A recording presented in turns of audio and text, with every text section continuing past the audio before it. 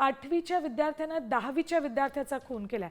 घरासमोर क्रिकेट खेळण्यावरून दोघांमध्ये वाद झाला आणि त्या रागातून हे धक्कादायक कृत्य घडले।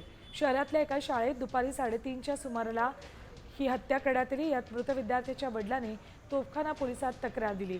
त्यांचा मुलगा 10वीत शिकत होता। मधल्या सुट्टीत जुन्या भांडणातून 8वीतील विद्यार्थ्यानं 10वीच्या विद्यार्थ्याच्या पोटात आणि डोक्यावर चाकूने वार केले, त्यामुळे तो रक्तबंबाळ झाला। शिक्षकांनी तातडीने त्याला रुग्णालयात हलवलं, मात्र त्याआधीच त्याचा मृत्यू झाला होता। अल्पवयीन आरोपी आणि त्याच्या मित्राला पोलिसांनी ताब्यात घेतलंय। शाळेत जेव्हा मधली सुट्टी झाली होती त्यावेळेस दोघांचे भांडणं चालले। शिक्षक स्टाफ रूम मध्ये होते आणि मी ऑफिस मध्ये होतो।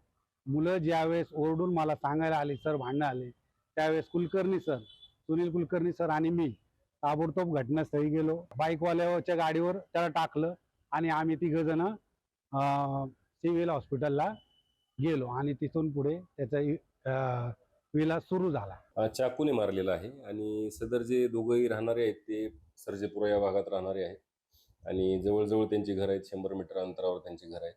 आणि सदर जे दोन्ही कुटुंब आहेत, ही जी मुलं आहेत ह्यांच्या वडिलांचे वाद नाहीत, पण मुलांचेच वाद आहेत। क्रिकेट खेळण्याच्या कारणावरून वगैरे वगैरे छोट्या छोट्या कारणांवरून मुलांचे वाद आहेत, त्यातनं हे भांडण झालेलं आहे। आता isakal.com आहे देशातील नंबर 1 ची मराठी न्यूज वेबसाईट। प्रत्येक अपडेटसाठी isakal.com ला नक्की भेट द्या।